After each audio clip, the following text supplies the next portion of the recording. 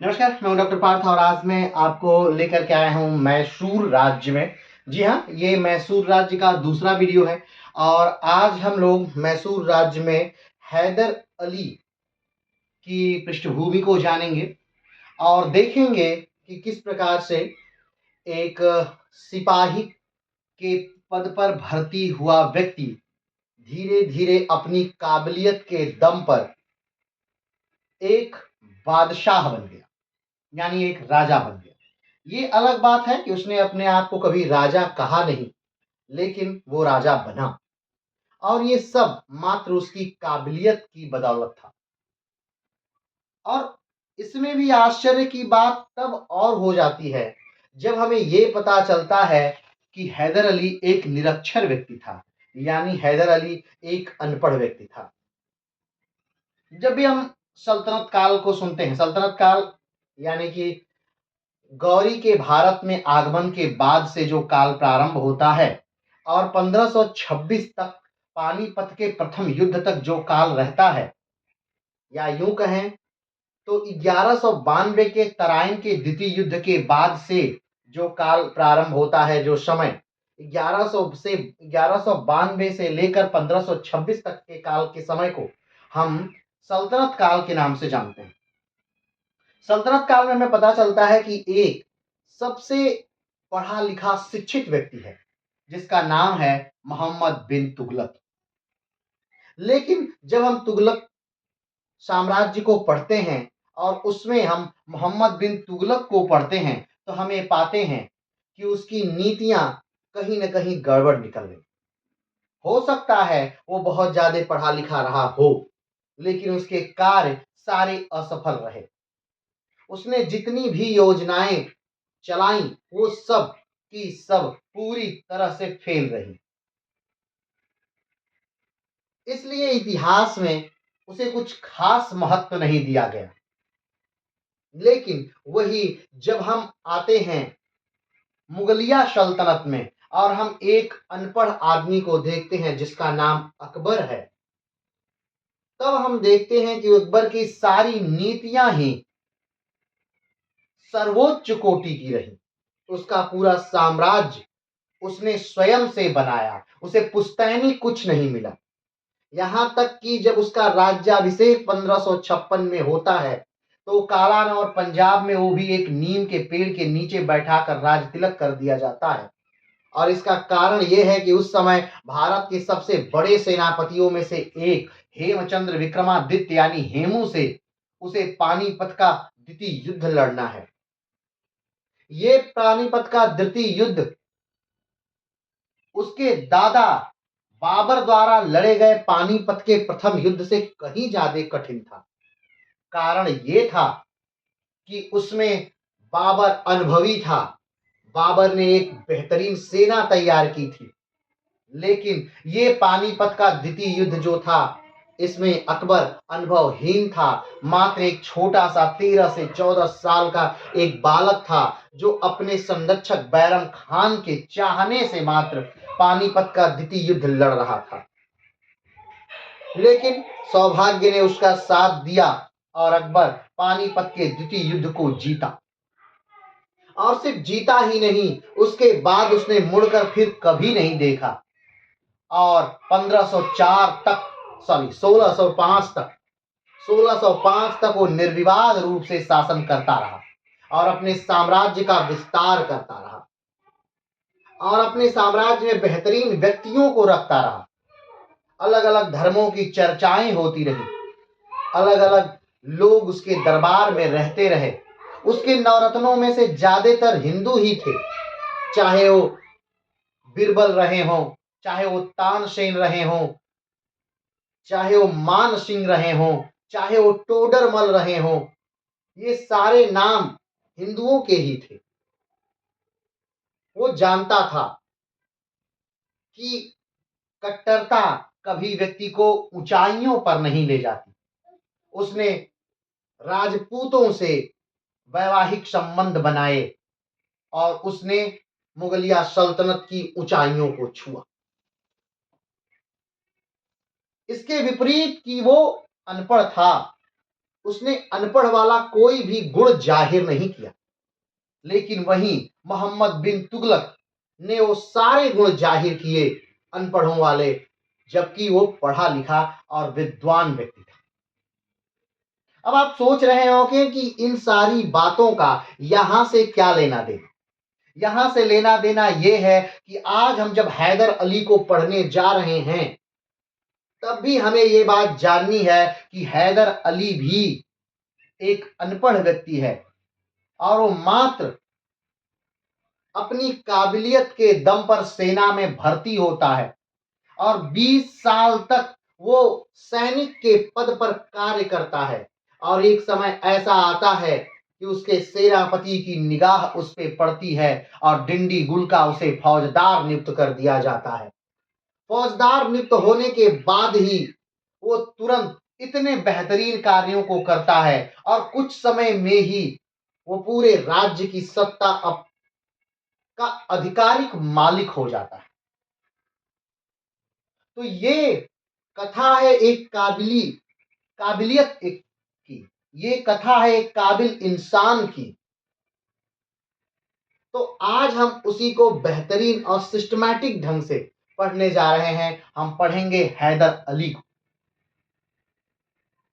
हम देखेंगे कि किस प्रकार से जब तुगलक वंश में मोहम्मद बिन तुगलक के शासन काल में हरिहर और बुक्का नामक दो भाइयों ने विजयनगर साम्राज्य की स्थापना की। उसके बाद किस प्रकार से उसी विजयनगर साम्राज्य के जस्ट ऊपर बहमनी साम्राज्य की स्थापना हुई हसन गंगू के द्वारा 1347 में, और विजयनगर साम्राज्य की स्थापना हुई 1336 में। और किस प्रकार से ये दोनों साम्राज्य आपस में धीरे धीरे धीरे धीरे लड़ते रहे और एक समय ऐसा आया कि बहमनी साम्राज्य 5 भागों में टूट गया। बरार, बीदर, अहमदनगर, गोलकुंडा और बीजापुर। और विजयनगर साम्राज्य के अंतर कुल 4 वंशों ने शासन किया, संगम, सुलुक, तुलुक और आरावीडु। लेकिन आरावीडु किसी प्रकार से बस 1565 के बाद घसीट के चलता रहा, क्योंकि 1565 में बीजापुर, गोलकुंडा, अहमदनगर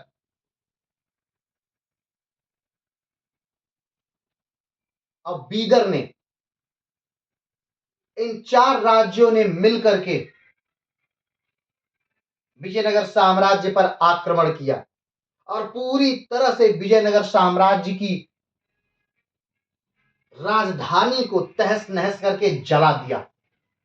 लगातार उसकी राजधानी कई दिनों तक जलती रही। उसके बाद फिर आरावीडु वंश की स्थापना तो हुई, लेकिन बस वो नाम मात्र का ही रहा शासक। इसी समय था 1612 का और एक नया राजवंश वाडियार राजवंश की स्थापना होती है मैसूर वाले, यानी कर्नाटक के मैसूर वाले भाग में वाडियार वंश की स्थापना हुई। और धीरे धीरे वाडियारों ने अपने आप को बढ़ाया और वाडियार के राज्य क्रम में ही, उनके उत्तराधिकारियों के क्रम में ही कृष्ण वाडियार नामक एक व्यक्ति आते हैं। और लेकिन वो योग्य नहीं है, पहले तो अवयस्क हैं और दूसरे योग्य नहीं हैं। उन्हीं के 2 सेनापतियों ने उनके राज्य को चलाना प्रारंभ किया। चिक्का कृष्णराय मात्र एक कठपुतली शासक बन के रह गए और इन दोनों भाइयों ने बेहतरीन ढंग से तो नहीं कहेंगे, लेकिन फिर भी राज्य को चलाना प्रारंभ किया। और फिर एक ऐसा समय आता है 1761 का, काफी अनुकूलित समय 1761 का, जब हैदर अली ने मौका देख करके उन दोनों भाइयों को बंदी बनाते हुए एक नए राजवंश की स्थापना कर दी। पहले तो चिक्का कृष्णराय को का संरक्षक नियुक्त हुआ, लेकिन फिर चिक्का कृष्णराय को गद्दी से हटा दिया गया। लेकिन उस समय यूरोपियों का आगमन भारत में हो चुका था और वो समय भी आया कि मैसूर साम्राज्य को अंग्रेजों से लड़ना पड़ा। प्रथम आंग्ल मैसूर युद्ध, द्वितीय आंग्ल मैसूर युद्ध हुआ और द्वितीय युद्ध आंग्ल मैसूर युद्ध में ही हैदर अली की मृत्यु हो गई। लेकिन कहीं न कहीं हैदर अली की तरह ही काबिल उसका बेटा टीपू सुल्तान रहा और उसने कमान संभाली। लेकिन मराठा और निजाम अंग्रेजों की तरफ मिलकर अंग्रेजों का पल्ला भारी कर देते हैं और अंग्रेज बड़ी आसानी से कहीं न कहीं टीपू सुल्तान को हरा देते हैं। तृतीय आंग्ल मैसूर युद्ध, फिर उसके बाद चतुर्थ आंग्ल मैसूर युद्ध और चतुर्थ आंग्ल मैसूर युद्ध में ही 1799 में ही श्रीरंगपट्टम के दरवाजे पर लड़ते हुए टीपू सुल्तान वीर गति को प्राप्त होता है। तो ये पूरी कहानी रही कि किस प्रकार से 1761 में हैदर ने राज्य को अपने कब्जे में लिया, लेकिन 1799 में उसका पुत्र टीपू सुल्तान उस राज्य को बचाने के लिए वीर गति प्राप्त हुआ। यानी 61 से लेकर के 99 तक ही एक तरह से हैदर अली और उसका पुत्र राज कर पाए। तो आइए आज उस स्टोरी को हम लोग बेहतरीन ढंग से क्या करते हैं, देखते हैं। तो उसे देखने के लिए सबसे पहले हमें थोड़ा सा मैप समझना होगा, ठीक है। इस मैप को देखिए। सबसे पहले तो ये जानिए कि समय है तुगलक वंश का। इसका समय है तुगलक वंश का। आप जानते हैं कि 1206 में, कब, तो 1206 में गुलाम वंश की स्थापना होती है। कुतुबुद्दीन ऐबक नामक व्यक्ति गुलाम वंश की स्थापना करता है और 1290 तक गुलाम वंश चलता है। ठीक, जानते हैं आपकी कैमूर से इसका अंतिम शासक। गुलाम वंश के समाप्त होते ही एक नया वंश यहां प्रारंभ होता है जिसे खिलजी वंश के नाम से जानते हैं। समय है 1290। 1290 से प्रारंभ होकर खिलजी वंश 1320 तक चलता है। ठीक, खिलजी वंश के संस्थापक हैं जलालुद्दीन मोहम्मद खिलजी। खिलजी वंश के आखिरी शासक को आप कमेंट बॉक्स में बताइएगा, क्योंकि ये पढ़ाया जा चुका है। खिलजी वंश 1320 में खत्म होता है और 1320 में एक नया वंश प्रारंभ होता है, तुगलक वंश। 1320 से लेकर के 1414 तक तुगलक वंश चलता है। ठीक, तुगलक वंश के संस्थापक हैं गयासुद्दीन तुगलक। ठीक, और इसी गयासुद्दीन तुगलक का पुत्र है मोहम्मद बिन तुगलक, जिसके समय में दक्षिण में दो राज्यों का उदय होता है। एक राज्य बहमनी साम्राज्य और दूसरा साम्राज्य विजयनगर साम्राज्य।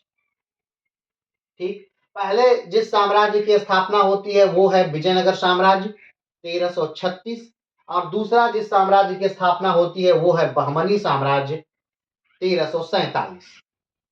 ठीक, दक्षिण भारत की 3 प्रमुख और बड़ी नदियां हैं। पहली नदी है गोदावरी, जिसका उद्गम स्थल महाराष्ट्र के त्र्यंबकेश्वर से है। वहां से निकल करके वो आंध्रा में आकर के अपना डेल्टा बनाती है। दूसरी नदी है जो बड़ी नदियों में है, दक्षिण की बड़ी नदियों में है कृष्णा, जो कि महाबलेश्वर से, महाराष्ट्र के ही महाबलेश्वर से निकल करके वो भी आंध्रा में अपना डेल्टा बनाती है। और तीसरी नदी बड़ी नदियों में है, दक्षिण भारत की बड़ी नदियों में है कावेरी, जो कि कर्नाटक के भीमाशंकर से निकल करके तमिलनाडु में अपना डेल्टा बनाती है। तो हमने बताया था कि जो विजयनगर साम्राज्य है और जो बहमनी साम्राज्य हैं, उनका युद्ध प्रायः इसके लिए हुआ करता था। ये आप देख रहे हैं, यहाँ पर है कृष्णा नदी और कृष्णा नदी में ये नीचे से आकर मिली है तुंगभद्रा। तुंगभद्रा नदी जो है वो दो नदियों से मिलती है, तुंगा और भद्रा, और तुंगभद्रा नदी यहां पर कृष्णा में मिल जाती है। तुंगभद्रा और कृष्णा के बीच का ये जो क्षेत्र है इसे तुंगभद्रा दोआब कहते हैं। इसी क्षेत्र के लिए, इस क्षेत्र के लिए मुख्यतः और इस क्षेत्र के लिए मुख्यतः इन दो राज्यों में बहमनी और विजयनगर में अधिकतर युद्ध हुआ करते। ठीक, एक समय ऐसा आया कि बहमनी साम्राज्य 5 भागों में टूट गया। उसका सन और उसके संस्थापक कमेंट बॉक्स में बताइएगा, पिछले वीडियो में बताया जा चुका है विस्तार से। और दक्षिण में विजयनगर जो साम्राज्य है उसमें 4 वंशों ने शासन किया। क्लियर है? एक समय ऐसा आया जब बहमनी साम्राज्य के 4 बड़े राज्यों ने मिलकर एक साथ विजयनगर साम्राज्य पर आक्रमण कर दिया। हमने बताया कि बहमनी साम्राज्य जो था वो क्या हो गया था, टूट गया था। कौन कौन से? बरार, बीदर, अहमदनगर, गोलकुंडा और बीजापुर। ठीक, बरार को छोड़कर बाकी 4 राज्य बीदर, अहमदनगर, गोलकुंडा और बीजापुर, इन 4 राज्यों ने मिलकर के विजयनगर साम्राज्य पर आक्रमण किया। और समय था वो 1565 का समय था, 1565 का। 1565 में बहमनी साम्राज्य के 4 बड़े राज्य बीदर, अहमदनगर, गोलकुंडा और बीजापुर मिलकर के विजयनगर पर आक्रमण करते हैं और विजयनगर को बुरी तरह हरा करके उसकी राजधानी को जला दिया जाता है। बहुत बेरहमी से कत्लेआम किया जाता है। ठीक, इस युद्ध को राक्षसी तंगड़ी का युद्ध के नाम से जानते हैं या बन्नर घट्टा के युद्ध के नाम से जानते हैं। ठीक, इस युद्ध के बाद विजयनगर साम्राज्य लगभग समाप्त हो जाता है। आराबिडु वंश से नाम से एक साम्राज्य स्थापित तो होता है, वो कुछ समय तक चलता भी है, लगभग 100 साल तक अभी चलेगा भी, लेकिन वो उसमें उतनी ताकत, उतनी कैपेसिटी नहीं थी कि वो इस अपने पुराने रुतबे को बरकरार रख सके। ठीक, उसी समय 1612 में ठीक है, राज्य की एक वाडियार राज्य की स्थापना होती। ठीक है, अब वहीं से हम इस बात को क्या करेंगे, प्रारंभ करेंगे। ठीक है, ये चीजें आप देख लिए, समझ लिए, क्लियर है? चलिए शुरू करते हैं।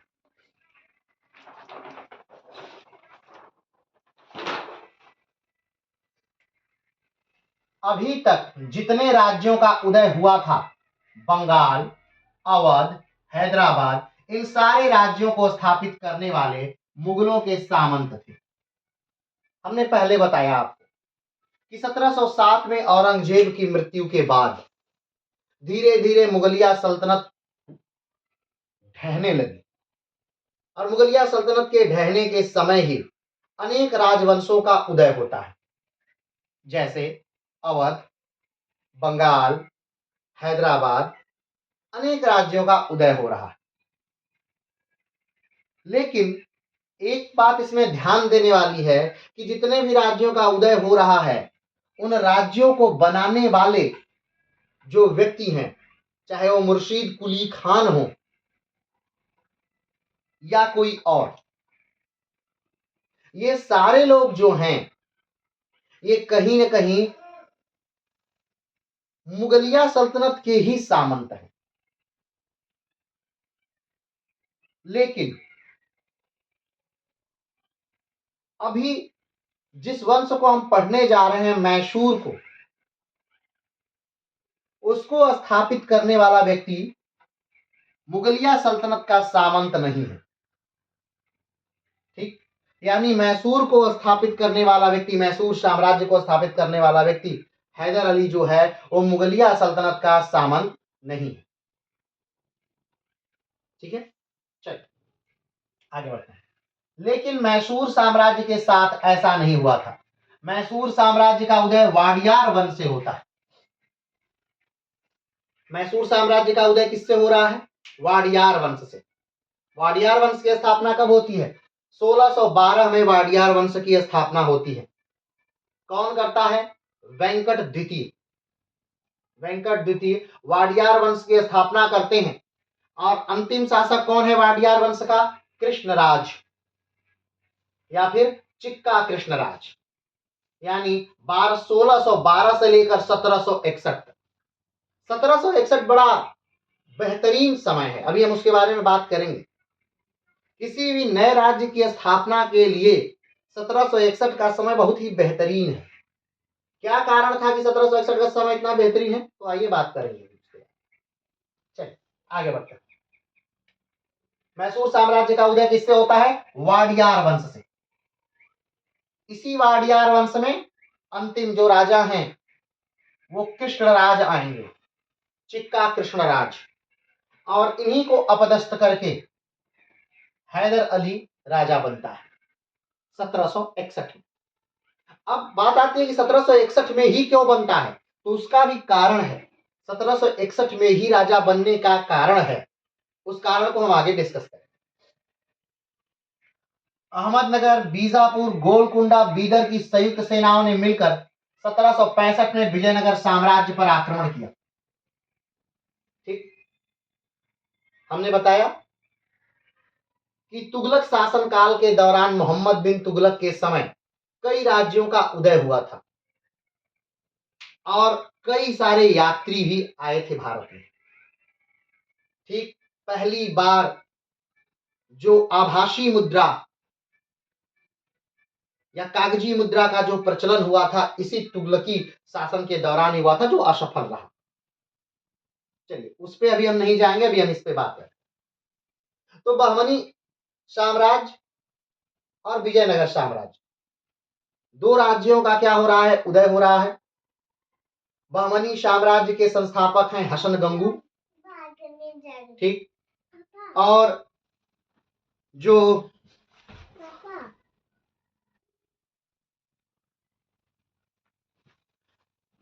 तो हमने बात की कि एक समय था कि बहमनी साम्राज्य जो है वो टूटा 5 भागों में, और उसी बहमनी साम्राज्य के अलग अलग राज्यों ने मिलकर, 4 राज्यों ने मिलकर के विजयनगर साम्राज्य पे 1565 में आक्रमण कर दिया और आक्रमण करके बहुत बुरी तरह विजयनगर साम्राज्य को जला दिया। विजयनगर साम्राज्य की जो राजधानी थी, वर्तमान की हम्पी जो है वो राजधानी हुआ करती थी और काफी बेहतरीन नगर था, जिसे बुरी तरह जला दिया गया। और इसके साथ ही लगभग लगभग पूरी तरह से नहीं कहा जा सकता, लेकिन लगभग विजयनगर साम्राज्य समाप्त हो। विजयनगर साम्राज्य के 1565 के युद्ध के बाद, बन्नरहट्टी के युद्ध के बाद या राक्षसी तंगड़ी के युद्ध के बाद, एक उन्हीं के सामंतों में, उन्हीं के जो सामंत हैं, यानी विजयनगर साम्राज्य के जो सामंत हैं, वही वाडियार वंश की स्थापना करते हैं 1612। चलिए आगे आते हैं। 1612 में वेंकट द्वितीय ने वाडियार वंश की नींव मैसूर वाले भाग में डाली। मैसूर जो वर्तमान में मैसूर है, मैसूर कर्नाटक राज्य का एक महत्वपूर्ण भाग है। वर्तमान समय में कर्नाटक राज्य का भाग है मैसूर। तो उसी मैसूर वाले भाग में, रीजन में, वाडियार वंश की नींव डाली गई। कब डाली गई? 1612 में। ठीक, मैप में ध्यान से कर्नाटक राज्य में मैसूर खोजिएगा। कभी कर्नाटक की राजधानी भी हुआ करती थी मैसूर। ठीक, कहा जाता है कि महिषासुर जो थे, महिषासुर राक्षस, राक्षस महिषासुर, वो वहीं मैसूर के रहने वाले थे। ठीक है, तो 1612 में वेंकट द्वितीय ने वाडियार वंश की नींव मैसूर वाले भाग में डाल दी। कर्नाटक राज्य में मैसूर खोज के बताइएगा, वाले भाग में डाल दी, तथा इसी भाग पर वेंकट द्वितीय ने शासन करना प्रारंभ किया और उसी भाग पर वाडियार वंश का शासन प्रारंभ हो गया। कब से? 1612 से। मैसूर वाले कर्नाटक के, वर्तमान के कर्नाटक के मैसूर वाले क्षेत्र पे वाडियार वंश का क्या होना प्रारंभ हुआ? शासन प्रारंभ हो गया। चलिए आगे बढ़ते हैं। इसी वाडियार वंश में 18वीं शताब्दी में एक राजा हुआ। इसी वाडियार वंश में, जिसकी स्थापना 1612 में हुई थी, उसी वाडियार वंश में 18वीं शताब्दी में एक राजा हुआ, चिक्का कृष्णराज। ठीक, 1612 में वेंकटदिति ने वाडियार वंश की नींव मैसूर वाले भाग में डाली तथा इसी पर वेंकटदिति ने शासन करना प्रारंभ किया। इसी वाडियार में 18वीं शताब्दी में, अब सोचिए 1612 से राज्य चल रहा है, यानी 17वीं शताब्दी से राज्य चल रहा है 18वीं शताब्दी में। ठीक, शताब्दी में एक राजा हुआ है जिनका नाम है, क्या नाम है, चिक्का कृष्णराज। क्या नाम है इनका? चिक्का कृष्णराज। ठीक, लेकिन यह योग्य राजा नहीं है, इसका राज्य 2 मंत्री चलाते हैं। चिक्का कृष्णराज राजा बनते हैं, लेकिन चिक्का कृष्णराज योग्य व्यक्ति नहीं है, क्योंकि जब यह बालक है तभी ये राजा बन जाते हैं। अभी अल्पवयस्क हैं तभी ये राजा बनना जाते हैं चिक्का कृष्णराज, लेकिन ये उतने योग्य नहीं है, बच्चा है, इसलिए योग्य भी होने का कोई प्रश्न ही नहीं है। ये अपना राज्य नहीं चलाते हैं, इनके राज्य को 2 इन्हीं के मंत्री जो हैं वो चलाते हैं। आगे बढ़ते हैं। आरावीडु वंश के चौथे राजा, आरावीडु वंश, हमने बताया था कि जब 1565 का युद्ध होता है, बन्नारघट्टी का युद्ध या राक्षसी तंगड़ी का युद्ध होता है, 1565 का युद्ध, उसी के साथ ही तुलुक वंश समाप्त हो जाता है।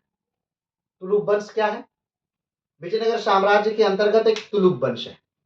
इसी तुलुक वंश के महान राजा हुआ करते थे कौन? तो कृष्णदेव राय। कृष्णदेव राय, अब कृष्णदेव राय की महानता किस प्रकार से पता चलती है कि जिस प्रकार से उत्तर भारत में बाद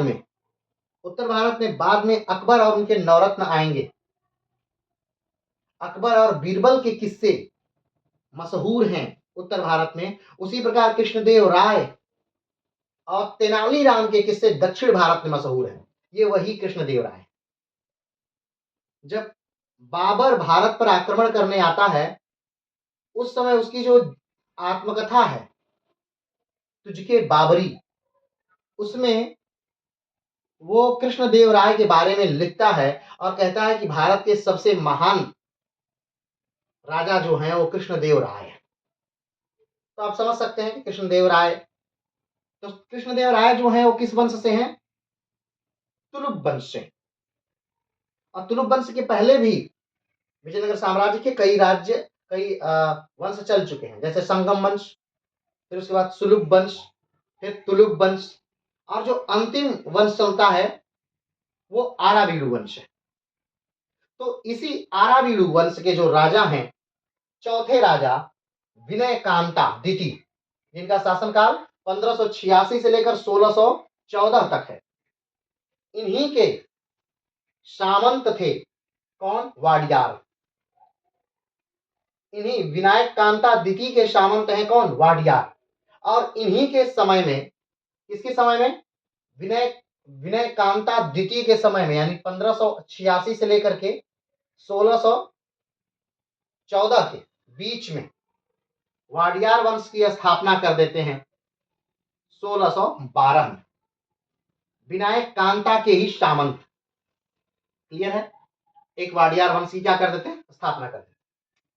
के समय इन्हीं के सामंत वेंकटदिति ने वाडियार वंश की नींव डाल दी। कब? 1612 में। जब आरावीडु वंश चल रहा है, आरावीडु वंश के चौथे राजा जब राज्य कर रहे हैं विनय कांता, उन्हीं के शासनकाल के दौरान उन्हीं के एक सामंत जिनका नाम है वेंकटदिति, वो वाडियार वंश की नींव डाल देते हैं। कहां? कर्नाटक राज्य के मैसूर वाले भाग में। क्लियर है? आगे बढ़ते। इसी वाडियार वंश के राजा चिक्का कृष्णराज के मंत्री, ठीक, ये जो वाडियार वंश है, यही वाडियार वंश चलते चलते 18वीं शताब्दी में आता है, और 18वीं शताब्दी में इसके राजा बनते हैं चिक्का कृष्णराज। चिक्का कृष्णराज। अब जब ये राजा बन रहे हैं उस समय ये अल्पवयस्क हैं, तो इनके राज्य का पूरा भार जो चलाते हैं वो है नंदराज और देवराज। कौन कौन चलाते हैं? नंदराज और देवराज। एक प्रधानमंत्री, दूसरा वित्त मंत्री, इनके राज्य को चलाते हैं। ठीक है। उन्हें मारकर, उन्हें उन्हीं को ही क्या करके समाप्त करके, नंदराज और देवराज को समाप्त करके जो हैदर अली हैं वो शासन सत्ता वाडियार वंश से अपने कब्जे में ले लेते। और ये समय कब है? 1761। ठीक है, आगे बढ़ो। चिक्का कृष्णराज 1732 पर गद्दी पर बैठा। चिक्का कृष्णराज गद्दी पर कब बैठते हैं? 1732 में। कब बैठ रहे हैं चिक्का कृष्णराज गद्दी पर? 1732 में। चिक्का कृष्णराज किस वंश से हैं? वाडियार वंश से हैं। वाडियार वंश की स्थापना कब होती है? 1612 में होती है। वाडियार वंश की स्थापना कहाँ होती है? कर्नाटक में होती है। वाडियार वंश की स्थापना कर्नाटक में कहाँ होती है? मैसूर में होती है। वाडियार वंश के संस्थापक कौन हैं? वेंकट द्वितीय हैं। वाडियार वंश के अंतिम राजा कौन है?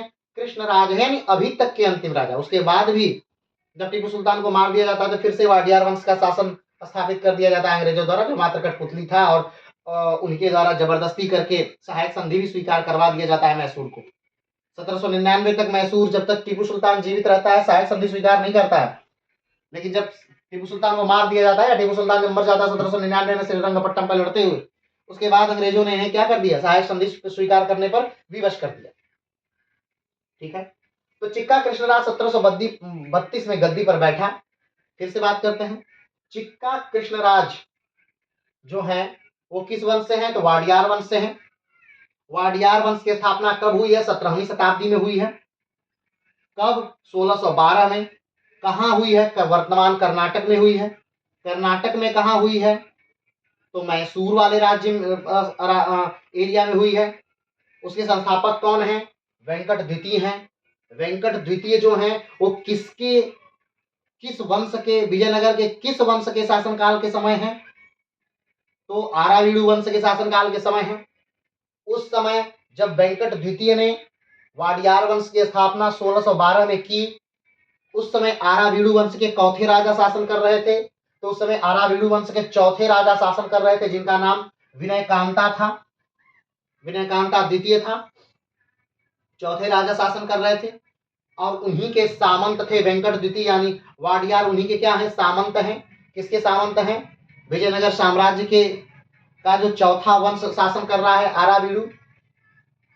आरावीडु के जो राजा हैं विनयकांत, उन्हीं के सामंत हैं। कौन? वेंकट द्वितीय। और उन्होंने ही कर्नाटक के मैसूर वाले भाग में वाडियार वंश की स्थापना 1612 में कर दी। और 18वीं शताब्दी में उसी वाडियार वंश का एक राजा जिसका नाम कृष्णराज है, वो 1732 पर गद्दी पर बैठता है। लेकिन 1732 में जब कृष्णराज गद्दी पर, चिक्का कृष्णराज गद्दी पर बैठता है, उस समय वो अल्पवयस्क है और उसका शासन राजकाज उसके दो मंत्री देखते हैं, एक है नंदराज और दूसरा देवराज। ठीक, आगे बढ़ते हैं। अयोग्य था, इसलिए शासन दो भाइयों द्वारा चलाया गया। ये दोनों जो है नंदराज और देवराज, ये क्या हैं? ये दोनों सगे भाई हैं। नंदराज क्या थे? नंदराज दलवाई थे, यानी प्रधानमंत्री थे। उस समय के वाडियार वंश में प्रधानमंत्री को दलवाई कहा जाता है। ठीक। और जो उनके दूसरे भाई हैं देवराज, ये क्या हैं? ये वित्त मंत्री हैं। यानी आप ध्यान दीजिए, प्रधानमंत्री और वित्त मंत्री यानी दो जो राज्य के जो सबसे महत्वपूर्ण दो पद हैं, वो दोनों पद जो हैं वो इन्हीं भाइयों के हाथ में हैं। यानी पूरी तरह से चिक्का कृष्णराज जो हैं वो मात्र कठपुतली शासक हैं, वो कुछ भी नहीं कर रहे हैं, वो बस राज्य कर रहे हैं। लेकिन ध्यान रखिएगा, इसी समय इनकी टक्कर देने के लिए कई राज्यों की स्थापना हो चुकी है। ठीक है, 1612 वाला समय याद करिएगा, 1674 वाला समय याद करिएगा। 1674 में क्या हुआ था? 1674 में जो शिवाजी महाराज हैं उन्होंने अपने आप को राजा घोषित कर लिया। 1680 तक, 1664 सॉरी, ठीक, और 80 में उनकी मृत्यु भी हो जाती है। ठीक है, तो इधर फिर हैदराबाद की भी स्थापना हो जाती है। तो कई बड़े राज्यों की धीरे धीरे धीरे स्थापना हो जाती है। एक तरफ यूरोपीय भी आ जाते हैं, यानी एक तरफ यूरोपीय, एक तरफ मराठे, एक तरफ निजाम। अब इनके राज्य की क्या है, टक्कर है एक तरह से उन लोगों से। ठीक है, तो जो नंदराज है वो प्रधानमंत्री और जो देवराज है वो वित्त मंत्री के हाथों में चली गई। क्योंकि चिक्का कृष्णराज नाम मात्र के राजा बने रहे। जब चिक्का कृष्णराज राजा बना उस समय वह अल्पवयस्क था। हमने कहा कि जब चिक्का कृष्णराज राजा बनते हैं वो क्या है, अल्पवयस्क है। अब यहां तक आपको बात समझ में आ गई होगी। ठीक है, एक बार यहां तक की बातों का फिर से रिवीजन कर दे रहे हैं, फिर से ध्यान से समझ लीजिएगा क्या बात है। तो बात यूं है कि तुगलक वंश का शासनकाल है। कब से कब तक हम बता भी चुके हैं, अभी बताए हैं, कमेंट बॉक्स में बताइएगा कब से कब तक। तुगलक वंश का शासनकाल है और तुगलक वंश का राजा है मोहम्मद बिन तुगलक। मोहम्मद बिन तुगलक के समय दक्षिण भारत में दो नए राज्यों का उदय होता है। एक राज्य है विजयनगर साम्राज्य, जिसकी स्थापना 1336 में होती है और इसके संस्थापक हैं हरिहर और बुक्का। दूसरा साम्राज्य है बहमनी साम्राज्य, जिसकी स्थापना 1347 में होती है और इसके संस्थापक हैं हसन गंगू। ठीक, दोनों राज्य जो हैं वो आपस में कहीं ना कहीं हमेशा लड़ रहे होते हैं। ठीक, कृष्णा और तुंगभद्रा के दोआब के लिए खास तौर पे, और उधर गोदावरी और कृष्णा के कछाड़ के लिए खास तौर पे लड़ाइयां होती रहती हैं। ठीक, एक समय ऐसा आ जाता है कि बहमनी साम्राज्य 5 भागों में टूट जाता है, बरार, बीदर, अहमदनगर, गोलकुंडा और बीजापुर। ठीक, इधर विजयनगर साम्राज्य भी कई वंशों के अंतर्गत राज्य कर रहा है, संगम, सुलुक, तुलुक और आराबीडू। ठीक, एक समय है 1565 में 1565 में 4 बड़े राज्यों ने मिलकर के, जो बहमनी साम्राज्य से टूटे थे, उन्होंने मिलकर के बरार को छोड़कर बाकी 4 मिलकर के आक्रमण कर देते हैं विजयनगर पर और विजयनगर साम्राज्य को बुरी तरह नष्ट कर देते हैं, तहस नहस कर देते हैं। इस युद्ध को बन्नर हट्टी का युद्ध कहते हैं या राक्षसी तंगड़ी का युद्ध कहते हैं, या कमेंट बॉक्स में बताइएगा। एक और नाम है जो हम बताए हैं कई बार, और किस नाम से जानते हैं। क्लियर हो गया। ठीक, अब ध्यान रखिए, विजय साम्राज्य नगर साम्राज्य चल तो रहा है, आराबीडू वंश के अंतर्गत चल तो रहा है, लेकिन अब वो काफी कमजोर है, बस नाम मात्र का ही शासन हो रहा है। उसी समय आराबीडू वंश के चौथे राजा जो हैं विनयकांता के समय, जब उनका शासनकाल 1586 से लेकर 1614 तक चल रहा है, उसी के समय इन्हीं के सामंत एक हैं जिनका नाम है वेंकट द्वितीय, वे वाडियार वंश की स्थापना कर देते हैं 1612 में। कहा करते हैं, तो कर्नाटक राज्य के मैसूर वाले भाग में विजयनगर साम्राज्य से अलग होकर के वाडियार वंश की स्थापना कर देते हैं। 18वीं शताब्दी में यह वंश चलता हुआ आता है, लेकिन 18वीं शताब्दी में इसके जो राजा हैं चिक्का कृष्णराज, वो काफी अयोग्य हैं। वो इतने योग्य नहीं कि साम्राज्य को चला सके और छोटे भी हैं, अल्पवयस्क भी हैं। जब वो गद्दी पर बैठते हैं तो उनके 2 संरक्षक हैं या 2 भाई हैं जो मिलकर उस शासन को चलाते हैं। एक है नंदराज और दूसरा देवराज। नंदराज जो है वो प्रधानमंत्री हैं, देवराज जो है वो वित्त मंत्री हैं। ठीक है, अब ध्यान दीजिएगा। अब यहां तक की ये बात रही कि कैसे राज्य स्थापित हुआ, किसके समय में स्थापित हुआ, किसने स्थापित किया और इस समय किसका शासनकाल है। अब जिस बात को हम पढ़ने जा रहे हैं वो है हैदर अली की एंट्री, यानी मैसूर साम्राज्य जो बना, वो बनाने वाले हैदर अली कैसे आए, कैसे ये सेना में भर्ती हुए, कैसे ये उच्च पद पाए और कैसे इन्होंने विशाल शक्ति बनाई और फिर कैसे इन्होंने नंदराज और देवराज को हरा करके उनके शासन पर अपना कब्जा जमाया। तो चलिए शुरू करते हैं। हैदर अली का जो जन्म है वो 1721 में हुआ है। हैदर अली का जन्म कब हुआ है? 1721 में हुआ है। इनके पिता कौन है? फतेह मोहम्मद। फतेह मोहम्मद जो है वो स्वयं क्या है, वो स्वयं मैसूर सेना वाडियार जो साम्राज्य है उसमें एक सैनिक थे। फतेह मोहम्मद भी क्या है, वाडियार सेना में एक सैनिक हैं। इसलिए बड़े आराम से हैदर अली भी क्या हो जाते हैं, पिता की तरह सैनिक बन जाते हैं। ठीक है, आगे बढ़ते हैं। इनका जन्म 1721 में हुआ था। इनके पिता का नाम फतेह मोहम्मद है। स्थान क्या है? कोलार। मुटीकोटा नामक गांव पर इनका जन्म हुआ है। इनसे पहले कौन है? कृष्णराज वाडियार द्वितीय। ठीक। इनके बाद कौन राजा बनेगा? उत्तरवर्ती टीपू सुल्तान। इनका निधन कब होता है? ठीक है,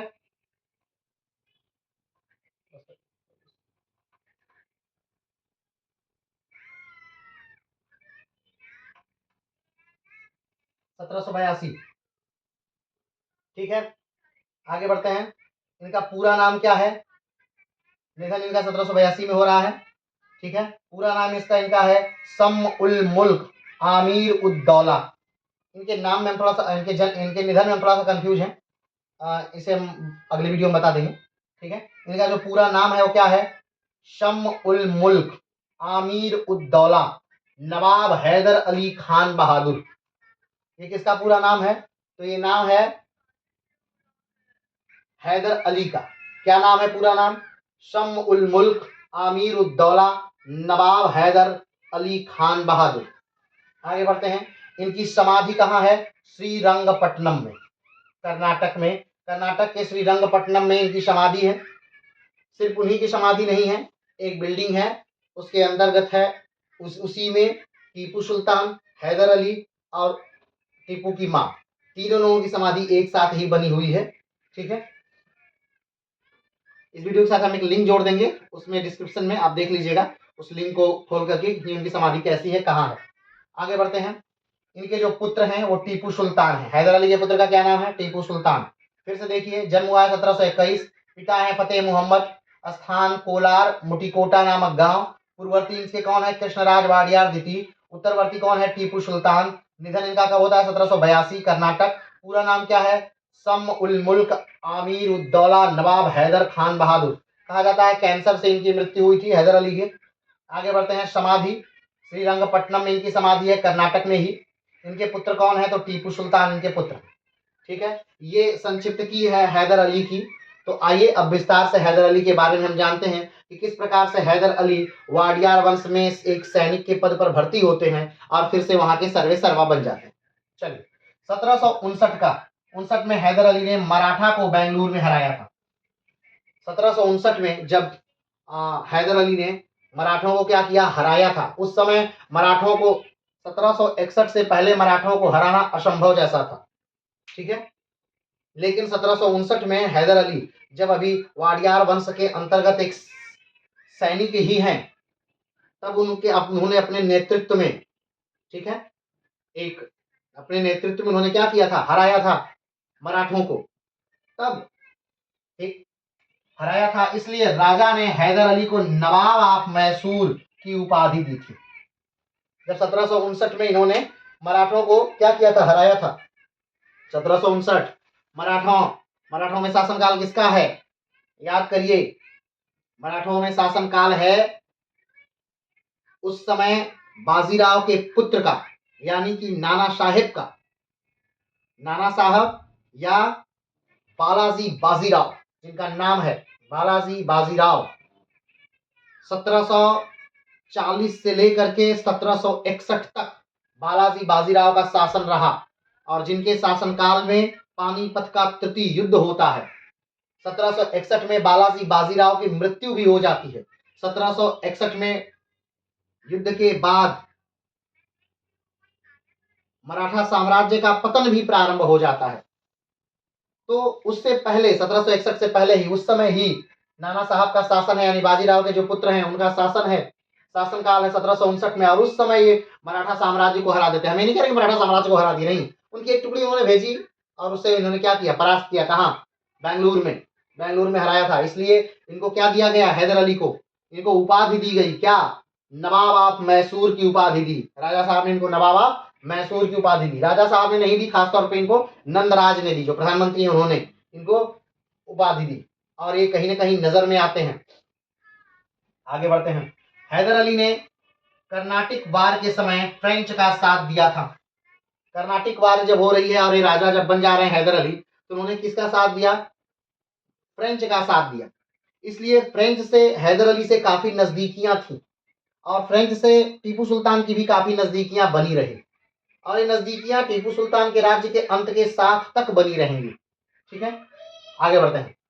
इस फ्रेंच रिश्ते हैदर से अच्छे थे। कई फ्रेंच अधिकारी हैदर की तरफ से लड़ते थे, कई प्रशिक्षण देते थे।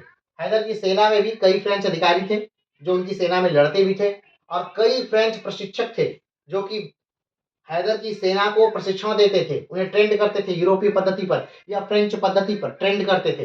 कैसे लड़ा जाए, यूरोपीय तरीके से कैसे लड़ना है, यूरोपीय तरीके से कैसे बंदूक चलानी है, यूरोपीय हथियार, ये सब कुछ ये पहले से ही, जब हैदर अली राजा बनता है तभी से यूरोपीय पद्धति पर काम शुरू कर देता है। ठीक है, आगे बढ़ते हैं। फ्रेंच की मदद से ही हैदर अली ने डिंडीगुल में एक हथियारों की फैक्ट्री बनाई। हथियारों की क्या की फैक्ट्री बनाई थी। देखिए अब बहुत ज्यादा इंपॉर्टेंट है ये। जब डिंडीगुल का इन्हें फौजदार बना दिया जाता है, कैसे बनाया जाता है अभी हम बात करेंगे, घबराइएगा नहीं। जब हैदर अली को डिंडीगुल का फौजदार नियुक्त कर दिया जाता है, किसके द्वारा, नंदराज द्वारा, जो प्रधानमंत्री हैं, किसके, वाडियार वंश के प्रधानमंत्री नंदराज द्वारा हैदर अली को डिंडीगुल का फौजदार नियुक्त कर दिया जाता है। और डिंडीगुल क्या है, ये सैन्य प्रशिक्षण की जगह है, यानी यहाँ पे सेना, जो वाडियार वंश का प्रशिक्षण केंद्र है वो है डिंडीगुल, और वहीं पर इनको फौजदार बना दिया जाता है उस डिंडीगुल पे। तो उस डिंडीगुल पे इन्होंने क्या करते हैं, एक फैक्ट्री बनाते हैं। ठीक है, कैसे, एक हथियारों की फैक्ट्री बनाते हैं फ्रेंच की मदद से। कैसे हथियार, यूरोपीय पद्धति पर तैयार हथियारों की क्या करते हैं, फैक्ट्री बनाते हैं। कौन, हैदर अली। वर्तमान में डिंडीगुल कहाँ है, बार बार पूछा जाता है, तो वर्तमान में डिंडीगुल जो है वो तमिलनाडु राज्य में है। वर्तमान में डिंडीगुल कहाँ है, वो तमिलनाडु राज्य में है। आगे बढ़ते हैं। 1761 से 1763 के बीच हैदर ने अपनी सेना का आधुनिकीकरण किया। यानी जिस प्रकार से यूरोपीय सेना लड़ती है, जिस प्रकार से यूरोपीय सेना के हथियार हैं, जो पद्धति यूरोपीय सेना अपनाती है लड़ाई की, उसी पद्धति पर हैदर अली ने अपनी सेना को क्या किया, तैयार किया। ये समय 1761 से 1763 के बीच का है। ठीक है, आगे बढ़ते हैं। मराठों ने मैसूर पर लगातार आक्रमण किया। 1764 में भी मराठों ने मैसूर पर आक्रमण किया, 1766 में भी मराठों ने आक्रमण किया, 1771 में भी मैसूर पर मराठों ने आक्रमण किया। ध्यान रखिएगा, जब हैदर अली राजा बन जाते हैं, क्या बन जाते हैं, राजा बन जाते हैं, तो हैदर अली बहुत सारे भाग मराठों के क्या कर लेते हैं, जीत लेते हैं। अब आप सोच रहे होंगे कि मराठों के भाग हैदर अली कैसे जीत लेते हैं, जबकि मराठे तो बहुत ज्यादा शक्तिशाली हैं। नहीं, अब उस समय को समझना है। हर व्यक्ति अपने समय में ज्यादा शक्तिशाली होता है। तो 1761 वो समय है जब मराठों का ह्रास होना प्रारंभ हुआ था। याद करिए, पानीपत पे तीसरा युद्ध हुआ था मराठों का। किससे हुआ था, तो अहमद शाह अब्दाली के साथ हुआ था। सदाशिवराव भाऊ के नेतृत्व में, या यूं कहें तो विश्वास राव के नेतृत्व में एक युद्ध हुआ अहमद शाह अब्दाली से 1761 में, पानीपत का तृतीय युद्ध के नाम से जिसमें जानते हैं। ठीक, और उस युद्ध में एक दिन में मारे जाने वाले सबसे ज्यादा लोगों की संख्या थी, जब तक कि प्रथम और द्वितीय विश्व युद्ध नहीं हो गए थे। उससे पहले तक एक दिन में सबसे ज्यादा लोग अगर पूछा जाए किस युद्ध में मारे गए थे, तो वो उसी पानीपत के तृतीय युद्ध में ही मारे गए थे। वही काला और समय था। इस युद्ध के बाद कहीं ना कहीं मराठा शक्ति का ह्रास हुआ। क्यों, और इसका कारण ये था कि इस युद्ध में जो मराठा साम्राज्य के उत्तराधिकारी थे, जो नाना साहब के बाद राजा बनते, जिनका नाम विश्वास राव था, वो इसी युद्ध में मार दिए गए। विश्वास राव मार दिए गए, सदाशिवराव भाऊ मार दिए गए। सदाशिवराव भाऊ कौन है, तो कमेंट बॉक्स में बताइएगा। सदाशिवराव भाऊ जो हैं वो बाजीराव के भाई के लड़के हैं, और बाजीराव के भाई का क्या नाम है, कमेंट बॉक्स में बताइएगा। ठीक है, तो सदाशिवराव भाऊ मार गए। बाजीराव के जो दूसरे मस्तानी के लड़के हैं वो भी उसी युद्ध में मार दिए गए। तो मराठों के लिए एक बड़ा ह्रास था। तो 1761 में ही, अब ध्यान रखिए, 1761 में कैसे हैदर अली राजा बन गए। अब इस बात को थोड़ा सा समझते हैं। 1761 में का भारत थोड़ा देखते हैं। 1761 के समय ये है कर्नाटक राज्य।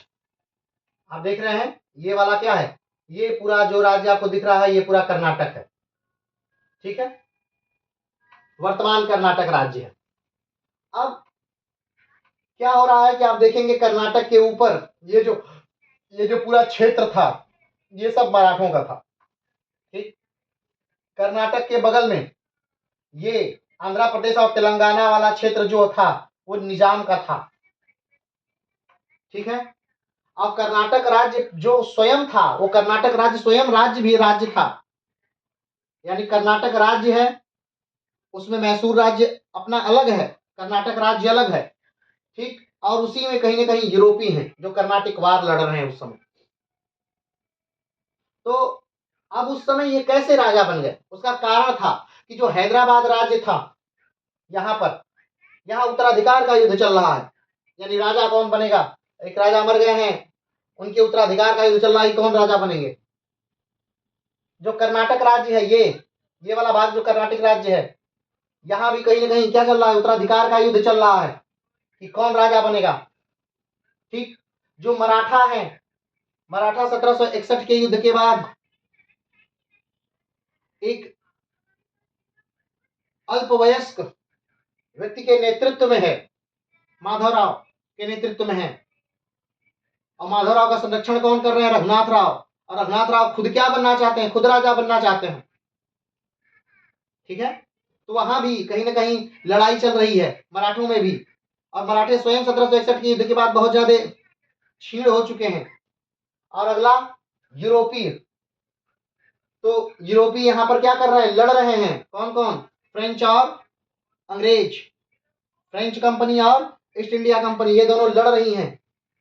तो 1761 का जो समय है वो बड़ा सही सटीक समय है कि हैदराबाद, कर्नाटक, मराठा, यूरोपीय सब कहीं ना कहीं क्या है, बिजी हैं। और इस समय का लाभ उठा करके क्या कर लेते हैं, हैदर अली राजा बन जाते हैं, नंदराज देव राज्य को शासन सत्ता से हटा देते हैं और खुद राजा का संरक्षक चिक्का कृष्ण राज्य का क्या बन जाते हैं, संरक्षक बन जाते हैं, सही समय का लाभ उठाकर सही समय पर, ठीक। और बहुत सारा भाग क्या कर लेते हैं, जीत लेते हैं, किसका, मराठों का, निजाम का, कर्नाटक का बहुत सारा भाग क्या कर लेते हैं, जीत लेते हैं। बात समझ में आ रही है, ठीक। अब फिर अपना राज्य वापस पाने के लिए जब फिर से मराठों के हाथों में शक्ति फिर से पुनः मजबूत हाथों में आती है, यानी माधवराव जब थोड़ा समझदार होते हैं और अपने चाचा से युद्ध को समाप्त कर लेते हैं, कहीं ना कहीं चाचा को अपने बंदी बना लेते हैं, कैद कर लेते हैं, तब माधवराव फिर से आक्रमण करते हैं, और एक बार नहीं कई बार आक्रमण करते हैं, और कई बार हैदर अली को हराते भी हैं कई जगहों पर, लेकिन फिर बहुत जल्दी माधवराव क्या हो जाते हैं, मर जाते हैं। और फिर से जो शासन सत्ता एक अल्पवयस्क व्यक्ति के हाथों में आ जाता है, नारायण राव। और फिर से कहीं ना कहीं जो चाचा हैं वो फिर से बनना चाह रहे हैं राजा, और फिर से उत्तराधिकार का युद्ध चलने लग रहा है, कहां, मराठों में। तो इसलिए यो समय बड़ा अच्छा था हैदर अली के लिए राजा बन जाने के लिए। आइए फिर से देखते हैं। तो मराठों ने मैसूर पर आक्रमण किया 64 में अपना क्षेत्र पाने के लिए, 66 में और 77 71 में आक्रमण किया। हैदर अली कभी जीता कभी हारा। आगे बात करते हैं। हैदर अली के पिता वाडियार राज्य में सैनिक थे, इसलिए हैदर को भी आसानी से सेना में भर्ती कर लिया गया। चलिए अब असली बात से आते हैं। हैदर अली अपने पिता की वजह से, चूंकि इनके पिता सेना में थे, तो हैदर अली भी सेना में क्या हो जाते हैं, भर्ती हो जाते हैं। अगली बात, हैदर वाडियार सेना में एक आम सिपाही की तरह शामिल हुआ था। अब पिता सेना में है, पिता सैनिक हैं, तो बेटे भी एक सैनिक की तरह ही क्या हो रहा है, भर्ती हो रहा है। ऐसा नहीं कि वो किसी ऑफिसर रैंक पर है, किसी बड़े ओहदे पर है, नहीं। हैदर अली एक आम सिपाही की तरह क्या होते हैं, भर्ती हुए, शामिल हुआ। हैदर अली अनपढ़ था, लेकिन अपनी क्षमता के बल पर आगे बढ़ता रहा। हैदर अली क्या है, हमने बताया था हैदर अली क्या है, अनपढ़ हैं। बात ध्यान रखिएगा, हैदर अली अनपढ़ हैं, लेकिन जिस प्रकार से अकबर भी अनपढ़ होते हुए अपनी क्षमता को लगातार बढ़ाता गया, उसी प्रकार से हैदर अली अनपढ़ होते हुए भी अपनी क्षमता को लगातार बढ़ाते रहे। ठीक, आगे बढ़ते हैं। 20 सालों तक सेना में एक सैनिक की तरह हैदर अली ने कार्य किया।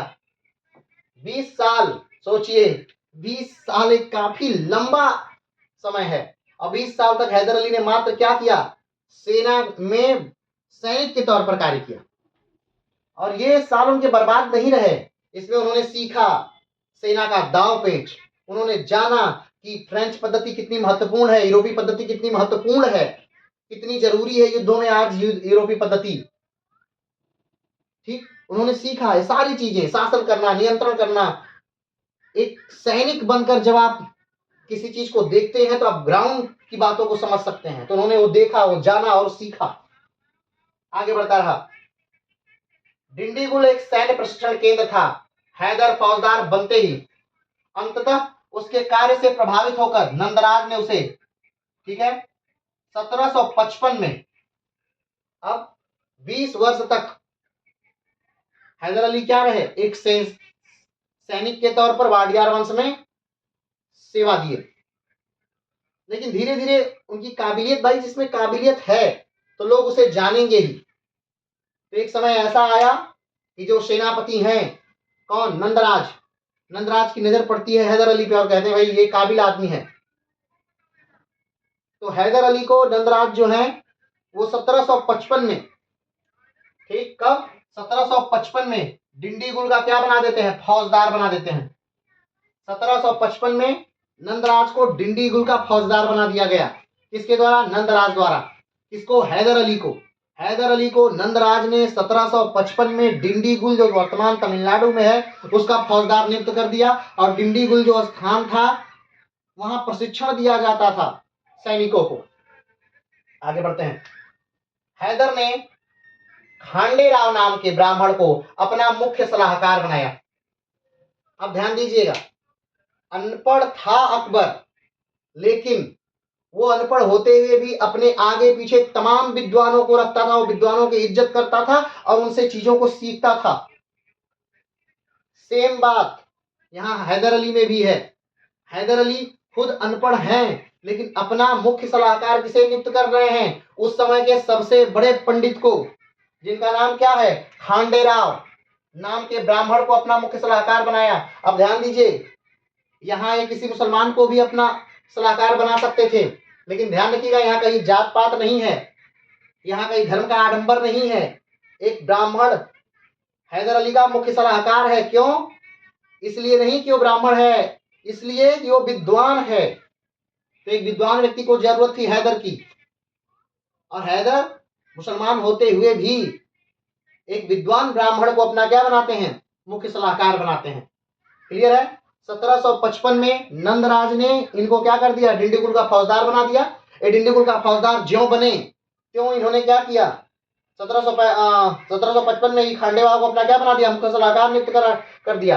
अगला, अपने सैनिकों को फ्रेंच पद्धति से प्रशिक्षण देना प्रारंभ कर दिया।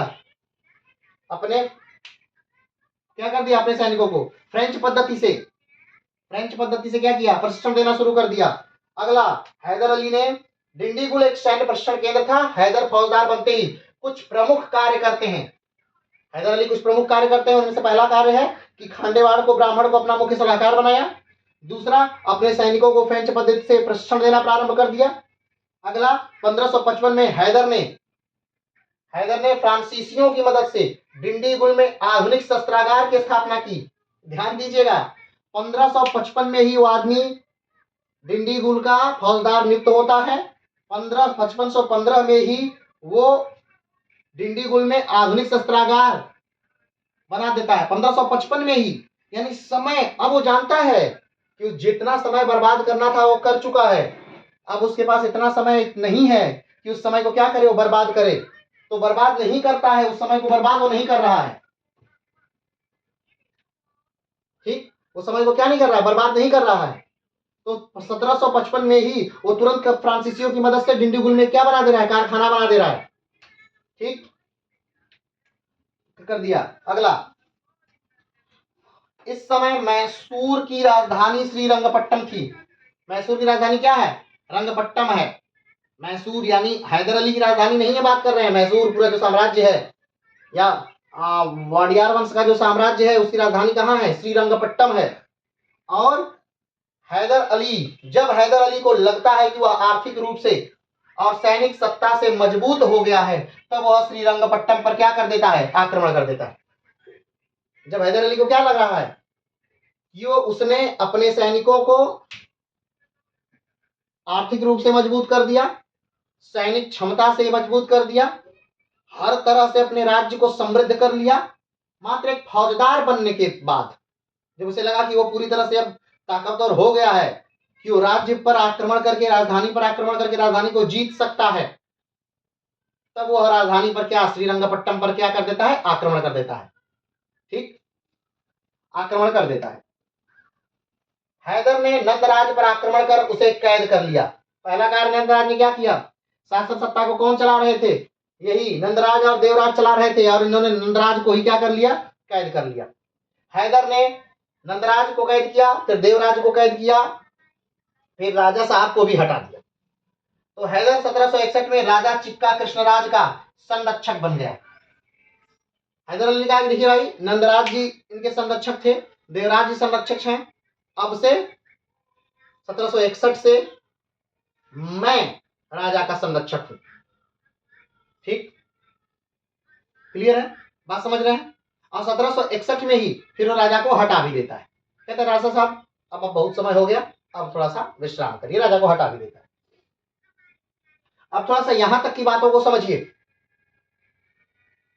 बात समझना क्या है, बात यह है कि जब 1755 में 20 साल के लंबे कैरियर के बाद जब 1755 में हैदर अली को डिंडीगुल का फौजदार बना दिया जाता है, हैदर अली उसके बाद बहुत तेजी से कार्य करता है।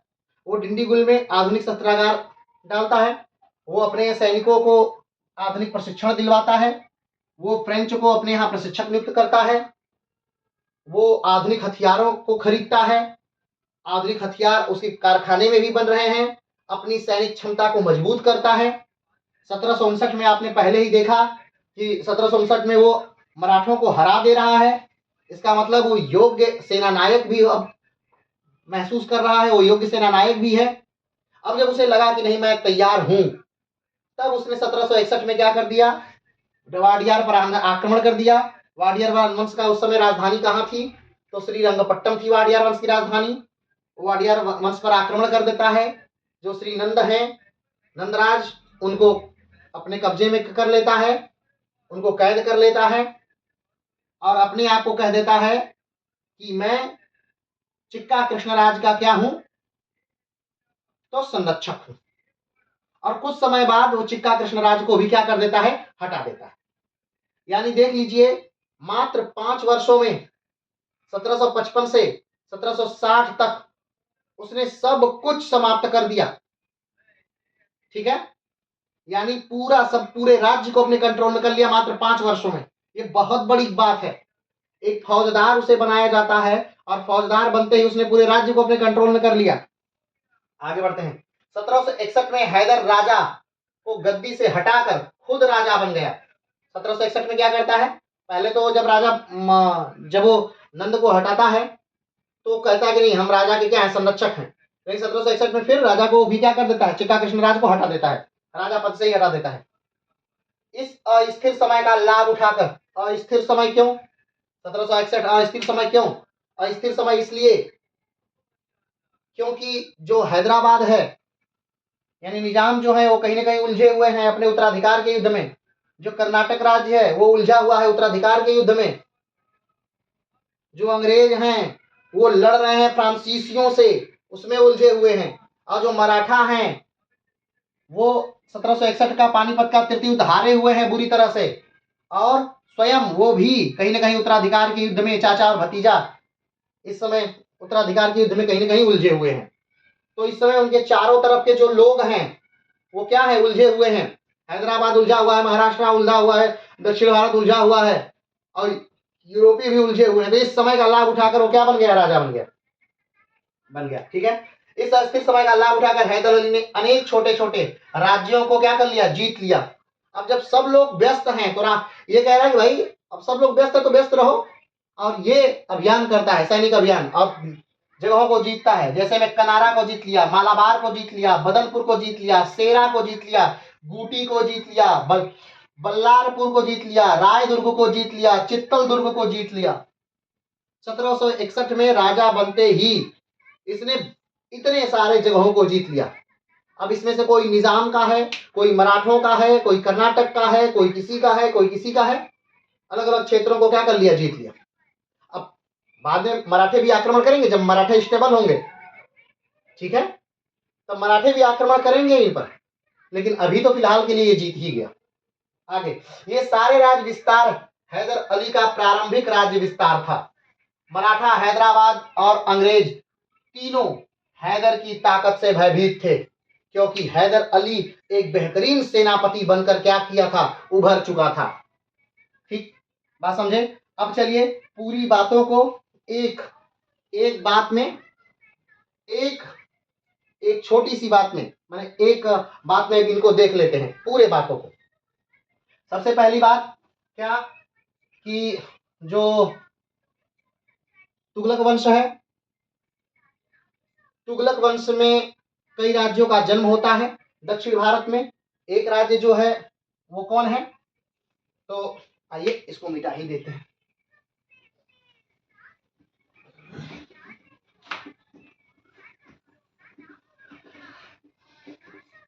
तुगलक वंश के दौरान दो राज्यों का दक्षिण भारत में जन्म हो रहा है, एक विजयनगर, ठीक, और जो दूसरा है वो कौन सा है, बहमनी। कौन सा है, बहमनी। विजयनगर की स्थापना 1336, बहमनी की स्थापना 1347। ठीक, अब बहमनी राज्य जो है वो 5 भागों में क्या हो रहा है, टूट जा रहा है। बीदर,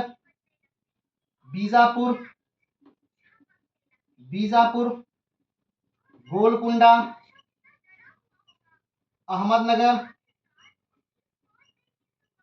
अहमदनगर और बरार। ठीक, बहमनी साम्राज्य इतने भागों में टूट जाता है। विजयनगर जो है अलग अलग वंशों के अंतर्गत शासन करता है, जैसे संगम, सुलभ, तुलुभ और आराविडु। ठीक है, आराविडु। ध्यान रखिएगा, एक समय ऐसा आता है कि तुलु वंश से परेशान होकर के बरार को छोड़कर ये चारों मिलकर के क्या कर देते हैं, विजयनगर पर आक्रमण कर देते हैं। उस समय तुलु वंश चल रहा है और विजयनगर को बुरी तरह एकदम नेस्तो नाबूद कर दिया जाता है। क्लियर है। विजयनगर का शासन आराविडु के अंतर्गत चल तो रहा है। ये समय है 1565। इसे राक्षसी तंगड़ी या बैनरघट्टा का युद्ध के नाम से हम जानते हैं। आराविडु के जब चौथे राजा हैं, उनके समय में इन्हीं के सामंत जो हैं 1612 में एक नए राज्य की क्या कर देते हैं, स्थापना कर देते हैं, जिसे वाडियार वंश कहते हैं। वाडियार वंश की क्या कर देते हैं, नींव डाल देते हैं वाडियार वंश की। ठीक, वाडियार वंश की नींव कब पड़ गई, 1612 में नींव पड़ गई। और इन्हीं ये जब 18वीं शताब्दी में आता है ये वंश, यानी 100 साल के बाद इस वंश में एक राजा हैं चिक्का कृष्णराज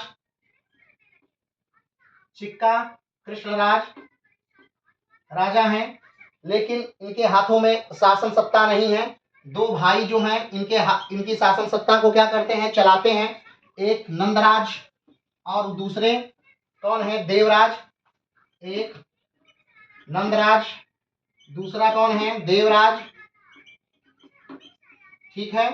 अब एक व्यक्ति है जो कि इनकी नंदराज की सेना में भर्ती होता है, ठीक है, और नंदराज पे उसकी नजर पड़ती है। इसका नाम हैदर है।